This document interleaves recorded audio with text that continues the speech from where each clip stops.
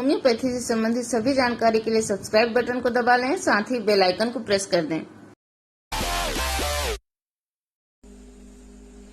नमस्कार दोस्तों, मैं हूं डॉक्टर प्रेमा चौधरी। आप सभी का स्वागत है। आज हम चर्चा करेंगे नेट्रम सल्फ्यूरिकम मेडिसिन के बारे में। यह होम्योपैथिक बायोकेमिक मेडिसिन है जो डॉक्टर स्वसलर की 12 बायोकेमिक मेडिसिन में से एक है। न सिर्फ बायोकेमिक फॉर्म में यानी लो पोटेंसीज में ये काम की है, बल्कि होम्योपैथिकली हम इसके पिक्यूलियर सिम्टम्स के आधार पर जब इसे हाईएस्ट पोटेंसीज में भी यूज करते हैं तो ये बहुत ही उपयोगी मेडिसिन है। यह एक ग्रेट एंटीसाइकोटिक मेडिसिन है, यानी साइकोटिक मियाद में की ये दुश्मन है। दोस्तों, इस मेडिसिन से ऐसी ऐसी बीमारियां ठीक की जा सकती हैं जिसके बारे में लोग सोचते हैं कि वो इनक्योरेबल हैं। तो इस मेडिसिन को हम किन सिम्टम्स के आधार पर किस तरह से कौन कौन सी बीमारियों में उपयोग कर सकते हैं और इसके क्या लक्षण होते हैं, इसका क्या कॉन्स्टिट्यूशन होता है और इसका पूरा ड्रग पिक्चर समझने के लिए इस वीडियो में आपका अंत तक बने रहना बहुत जरूरी है। दोस्तों, नेट्रम सल्फ्यूरिकम नेट्रियम सल्फेट यानी सोडियम सल्फेट से बनाई जाती है और सोडियम सल्फेट के बारे में डॉक्टर स्वसलर का मानना है कि सोडियम सल्फेट हमारी कोशिकाओं में से अतिरिक्त जल को बाहर निकाल करके शरीर में जल का संतुलित स्तर जो है बनाए रखता है। जब इसकी कमी हो जाती है तो बॉडी में अतिरिक्त जल का जमाव कोशिकाओं में होने लगता है, जो प्लाज्मोडियम जैसे पैरासाइट्स को पनपने का मौका देता है और उसकी वजह से अतिरिक्त जल के जमाव के कारण ही मलेरिया, हैजा जैसी बीमारियां होती हैं, इंटरमिटेंट फीवर्स होते हैं। तो डॉक्टर स्वसलर का ये मानना है कि जब हम इस खनिज तत्व की आपूर्ति कर देते हैं तो इस तरह से जो हमारे शरीर में अतिरिक्त जल का जमाव हुआ था वो पूरी तरह से बाहर हो जाता है और प्लाज्मोडियम जैसे परजीवी को पनपने का मौका नहीं मिलता है और इंटरमिटेंट फीवर, हैजा जैसी बीमारियां, मलेरिया जैसी बीमारियां पूरी तरह से इरेडिकेट हो जाती हैं। तो क्रॉनिक मलेरिया के ऐसे केसेस जो बहुत दिनों से चले आ रहे हैं, जिसको कुनैन से ठीक करने की कोशिश की गई है और बहुत दिनों तक कुनैन दिया जा रहा था, तो इस तरह के केसेस में जब हम इस मेडिसिन को देते हैं तो कुनैन के साइड इफेक्ट को एंटीडोट करने के लिए बहुत ही बेहतरीन मेडिसिन है। साथ ही इंटरमिटेंट फीवर की इंटरमिटेंसी को भी खत्म करके मलेरिया को जड़ से खत्म कर देती है। पहले हम हाइड्रोजनाइड कॉन्स्टिट्यूशन को समझ लेते हैं। इस मेडिसिन के जितने भी रोग हैं, जो भी लक्षण हैं, वो ऐसे मौसम में जो है ज्यादा बढ़ जाते हैं जब वातावरण में नमी होती है। इसी तरह के कॉन्स्टिट्यूशन को हम हाइड्रोजनाइड कॉन्स्टिट्यूशन कहते हैं, यानी रोगी के जो कंप्लेंट्स हैं वो डैम्प वेदर में ज्यादा बढ़ जाते हैं। जैसे ही गर्मी से बरसात का मौसम आता है तो इस चेंज को इसका पेशेंट जो है आसानी से फील करता है। वो मौसम के इस बदलाव को सहन नहीं कर पाता है, उसकी वजह से उसके कंप्लेंट्स जो है बढ़ जाते हैं। चाहे फिर वो जोड़ों का दर्द यानी रूमेटिज्म का केस हो, या फिर दस्त हो, या फिर सर्दी खांसी हो, या कान का दर्द हो, या अस्थमा हो, जितने भी इसके प्रॉब्लम्स हैं वो सब डैम्प वेदर में बढ़ जाते हैं। यानी वातावरण में जब नमी रहती है तो नमी युक्त वातावरण में इसके सिम्टम्स बढ़ जाते हैं। शीड़न वाले घरों में रहने की वजह से, डैम्प बेसमेंट की वजह से, या फिर समुद्र के किनारे रहने की वजह से, यहाँ तक कि समुद्र के आसपास, जल के आसपास जो खाद्य पदार्थ उगते हैं उनको खाने से भी इसकी प्रॉब्लम्स जो है वो बढ़ जाती हैं। चाहे वो वाटरमेलन है या फिर फ्रूट्स हैं, सब्जियां हैं जो ऐसे पानी के आसपास उगाई जाती हैं, या मछली है, इस तरह की चीजें खाने से, ठंडी चीजें खाने से, आइसक्रीम वगैरह खाने से पेशेंट को दस्त लग जाता है। इसका जो डायरिया है ये क्रॉनिक या एक्यूट किसी भी तरह का हो सकता है। साथ में बहुत ज्यादा पेशेंट को गैस बनती है, बिलियस कॉन्स्टिट्यूशन होता है, यानी इसके लीवर में प्रॉब्लम होती है। बहुत ही ग्रेट लीवर रेमेडी है।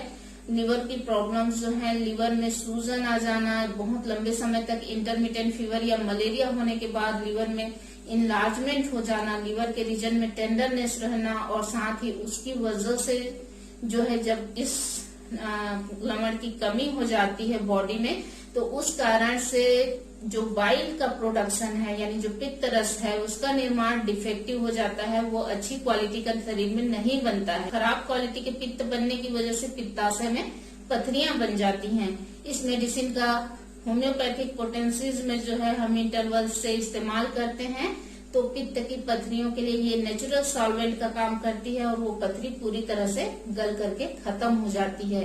तो इस तरह से बाइल स्टोन जो बन जाते हैं, इस तरह के गाल स्टोन्स के लिए ये बहुत ही बेहतरीन मेडिसिन है। लीवर अफेक्शंस की वजह से हमारा पाचन तंत्र जो है कमजोर हो जाता है और लीवर और स्टमक के जो मिले जुले प्रभाव के कारण जो परेशानियां उत्पन्न होती हैं उसी को हम कहते हैं बिलियसनेस, यानी पित्त की अधिकता की वजह से और अपचन की वजह से जो समस्याएं उत्पन्न होती हैं। बहुत ज्यादा गैस बनता है पेशेंट को और गैस जो होता है मोस्टली राइट साइड में इलियोसिकल रीजन में एक्यूमुलेट हो जाता है और इतना ज्यादा गैस पेशेंट को भरा रहता है, पेशेंट को बहुत डिस्कम्फर्ट लगता है, उसको लगता है कि स्टूल पास करके आएगा तो उसको राहत होगी और स्टूल पास करने जाता है तो बहुत सारा गैस जो है उसको पास होता है।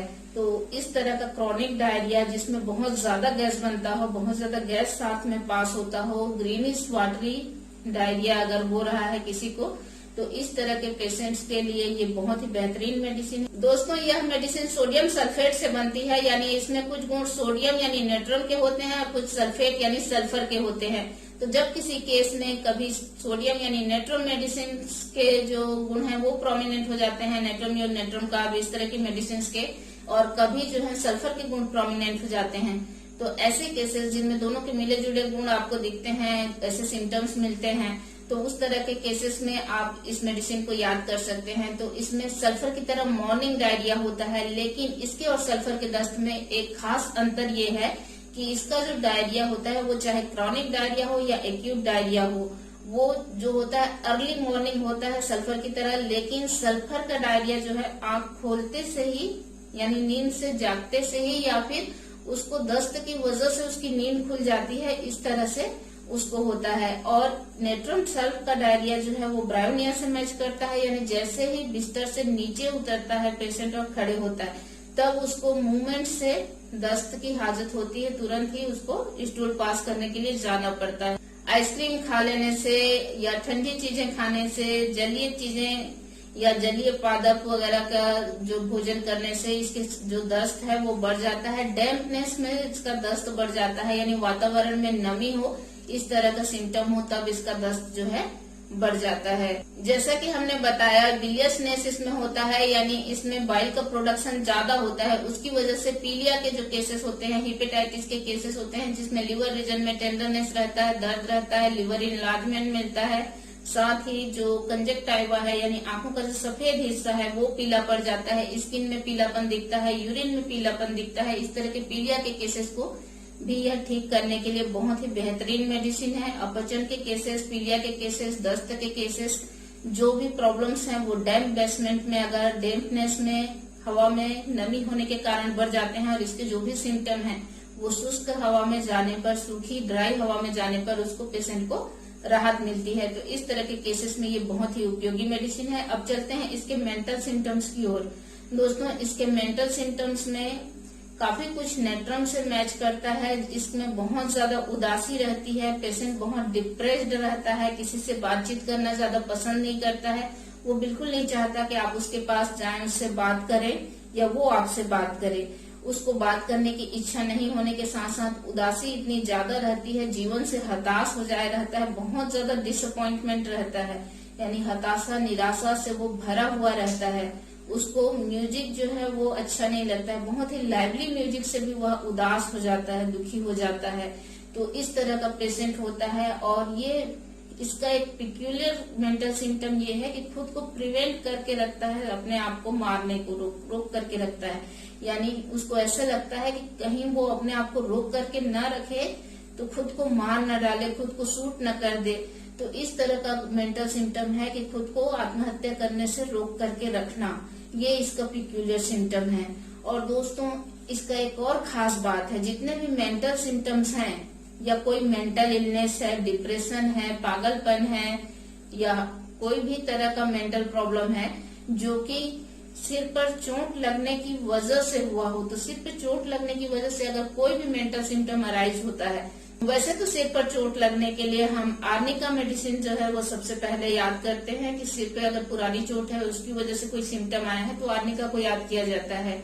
लेकिन जहाँ सिर पे चोट की वजह से पुराने स्कार में दर्द हो रहा हो, न्यूरोलजिक पेन हो रहा हो, तो उस केस में आप आर्निका को याद कीजिए। लेकिन अगर सिर पे कोई चोट है, चाहे सिर पे कोई कंकशन है, कोई झटका लगा है, सिर पे कोई भारी चीज गिरी है या खुद पेशेंट गिर गया है या सिर पे किसी भी तरह का चोट की हिस्ट्री है और उसके बाद मेंटल सिम्टम्स अगर आ रहे हैं, सिर पे चोट लगने के बाद पागल हो गया हो, तो उसको भी नेट्रम सल्फ जो है अच्छी तरह से ठीक कर देता है। ऐसे केसेस में खुद भी ठीक कर चुकी हूँ जिसमें पागलपन जो है वो सिर पे चोट लगने की वजह से हुआ था और नेट्रम सल्फ सिंगल मेडिसिन थी जिससे वह पूरी तरह से पेशेंट जो है ठीक होकर के आज अच्छे से अपना कामकाज संभाल रहे हैं।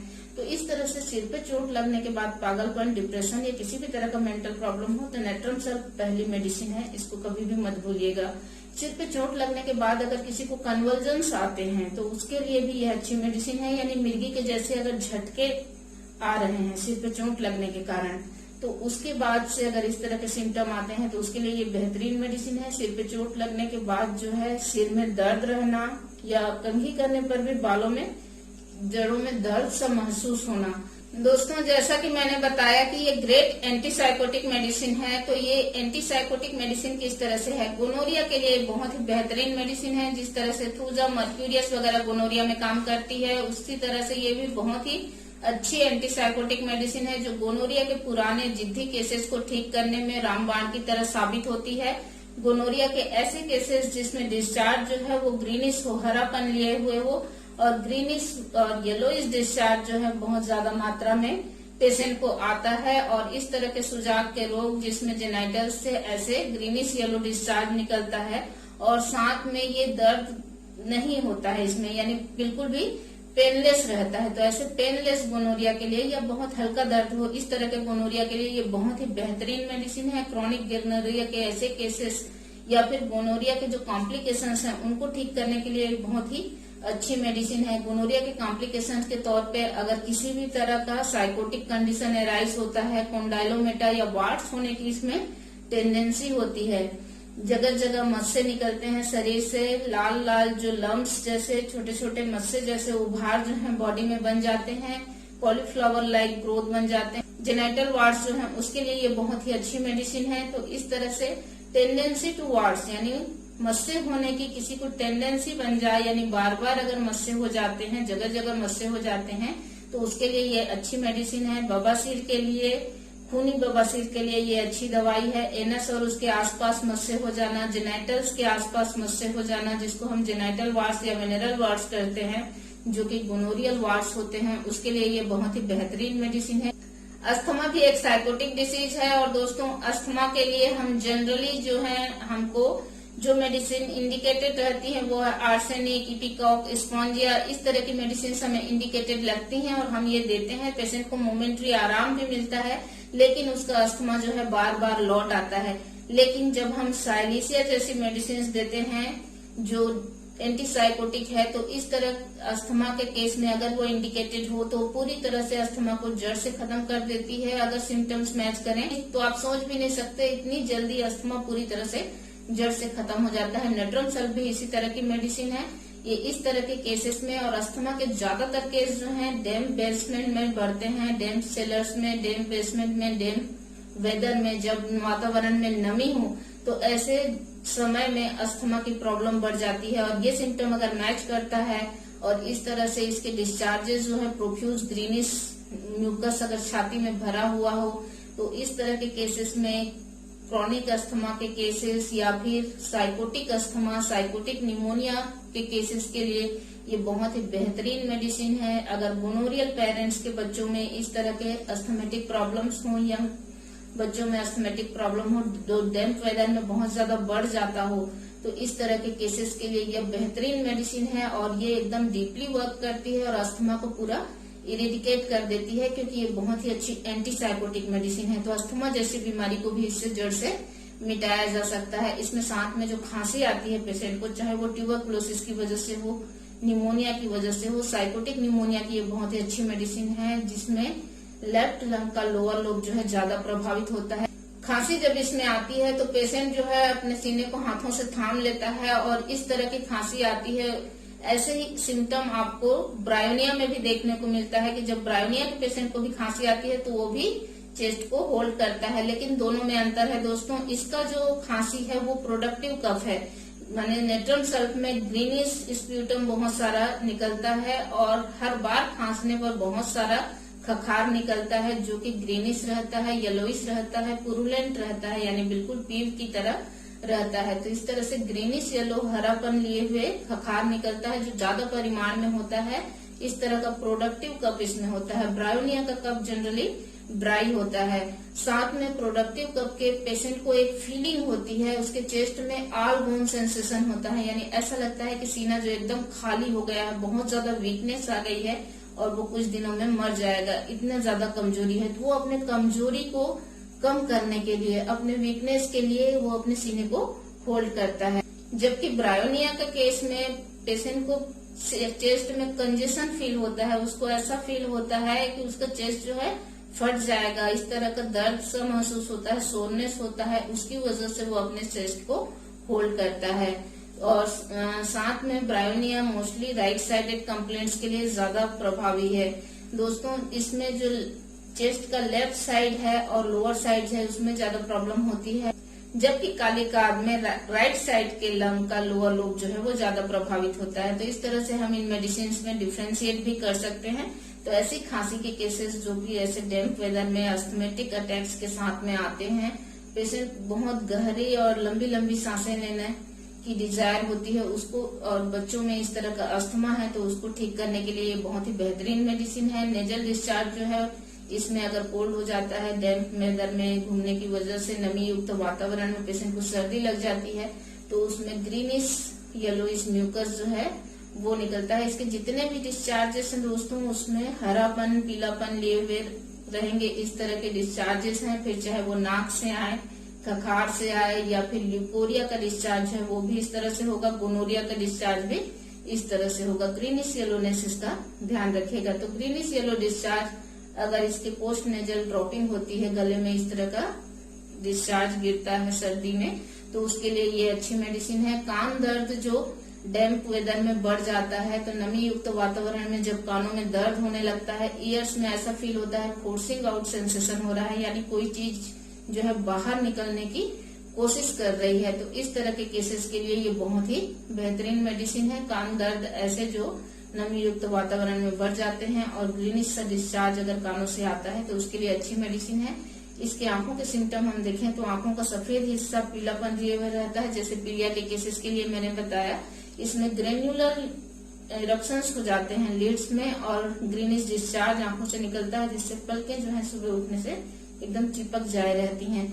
तो इस तरह के आंखों की प्रॉब्लम्स के लिए साथ में इंटेंस फोटोफोबिया रहता है इस पेशेंट को। नेट्रम में भी सन से प्रॉब्लम रहती है और इसमें भी रहती है, लेकिन नेट्रम म्यूर में फोटोफोबिया जो है इतनी इंटेंसिटी में नहीं है जितना कि नेट्रम सल्फ में। ग्रेफाइटिस भी फोटोफोबिया की अच्छी मेडिसिन है, आप उससे भी इसको डिफ्रेंशिएट कर सकते हैं। नेट्रम सल्फ में बहुत इंटेंस फोटोफोबिया होता है, रोशनी बिल्कुल भी बर्दाश्त नहीं कर पाता। नेट्रम की तरह इसमें वेसिकुलर इरप्शंस बन जाते हैं माउथ के आसपास, छोटे छोटे वेसाइकल्स जैसे, और उसमें पानी भरा रहता है। इस तरह के इरप्शंस जो नेट्रम म्यूर में आपको देखने को मिलते हैं, इसमें भी आपको देखने को मिलेंगे। साथ में जेनाइटल के आसपास हर्पेटिक इरप्शंस बन जाना, इस तरह के इरप्शंस के लिए अच्छी मेडिसिन है। इसके काफी कुछ सिम्टम्स सल्फर से मैच करते हैं, जैसे इसके स्कैबिज की ये बहुत ही बेहतरीन मेडिसिन है। स्कैबिज यानी जो उंगलियां हैं उनके आसपास इरप्शंस हो जाना, जो नाखून है उनके आसपास इन्फेक्शन लग जाना, उनमें इचिंग होना, पाम के पुरानी सोरियसिस जो ऑब्स्टिनेट सोरियसिस है उसके लिए बहुत ही अच्छी मेडिसिन है, यानी हथेलियों पे खुजली होती है और खुजलाने से पानी जैसा स्राव आता है, तो इस तरह के केसेस में ये बहुत ही अच्छा काम करती है। बेकर्स ईच के लिए बहुत ही अच्छी मेडिसिन है। बार्बर्स ईच की भी ये बहुत ही अच्छी मेडिसिन है, यानी जो हेयर फॉलिकल्स हैं उनके आसपास जो है इन्फेक्शन हो जाता है और उनमें खुजली होती है, बहुत ज्यादा खुजली होती है, पूरी बॉडी में पेशेंट को खुजली रहती है और अनड्रेसिंग से ये खुजली जो है बढ़ जाती है, यानी जैसे ही कपड़े अपने बदन से उतारता है पेशेंट को बहुत ज्यादा खुजली होने लगती है। तो इस तरह की खुजली के लिए अच्छी मेडिसिन है। सल्फर की तरह इसमें रात में पैर के तलवों में जलन होती है, यह जलन जो है घुटनों तक फैली रहती है, घुटने से लेकर नीचे पैरों के तलवों तक जो है पेशेंट को जलन रहती है। तो इस तरह के जलन के केसेस के लिए भी ये बहुत अच्छी मेडिसिन है। फीमेल सिम्टम्स में अगर हम देखें तो इपिस्टेक्सिस ड्यूरिंग मेंसेस, दोस्तों ड्यूरिंग मेंसेस यानी मेंसेस के दौरान या मासिक धर्म के दौरान जो है नाक से खून आना, इस तरह का इसका सिम्टम है। अगर मेंसेस के स्थान पर नाक से खून आता है यानी इपिस्टेक्सिस इंस्टेड ऑफ मेंसेस, तो उसमें ब्रायोनिया पल्साटिला मेडिसिन है। लेकिन इपिस्टेक्सिस ड्यूरिंग मेंसेस यानी मेंसेस के दौरान नाक से भी खून आना, ऐसा लक्षण अगर है तो उसके लिए भी यह एक अच्छी मेडिसिन है। ग्रीनिश ल्यूकोरिया होना, जो कि रोपी ग्रीनिश और येलोइश टाइप का ल्यूकोरिया होता है, यानी सफेद पानी जो जाता है उसका रंग इसमें हरापन लिए हुए रहता है। और साथ में खुजली हो जेनाइटल्स में, तो उसके लिए यह अच्छी मेडिसिन है। जेनाइटल या वेनरल वार्ड्स के लिए अच्छी मेडिसिन है, चाहे वो फिर फीमेल्स में हो या फिर मेल्स में हो। तो इस तरह के केसेस के लिए ये बहुत ही बेहतरीन मेडिसिन है। दांतों में अगर मसूड़े जो हैं वो रिसीड हो रहे हैं, यानी मसूड़े दांतों को छोड़ रहे हैं, पीछे खिसक रहे हैं, दांत लूज हो रहे हैं, तो उस तरह के केस में ये बहुत ही अच्छी मेडिसिन है। दांत दर्द इसका जो होता है वो गर्म चीजों से बढ़ जाता है और ठंडे पानी को होल्ड करने से या ठंडी हवा से पेशेंट को दांत के दर्द में राहत मिलती है। स्पाइनल मेनिंजाइटिस की ये अच्छी दवाई है। पूरा स्पाइन पीछे की ओर कर्व हो जाता है, गर्दन पीछे मुड़ जाती है, गर्दन में और स्कल के नीचे बेस में दर्द होता है। उम्मीद है आपको ये मेडिसिन अच्छी तरह से समझ में आ गई होगी। अगर आपको ये जानकारियां अच्छी लगती हैं तो इस तरह के और वीडियोस के लिए मेरे चैनल को सब्सक्राइब करना मत भूलिए, साथ ही बेल आइकन को भी प्रेस कर दीजिएगा। और दोस्तों, ये जानकारी अच्छी लगी हो तो लाइक बटन को दबाना मत भूलना और दोस्तों को शेयर भी करना।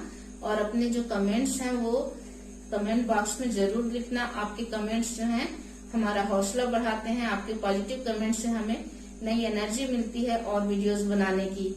तो मिलते हैं अगले वीडियो में, तब तक के लिए बाय बाय।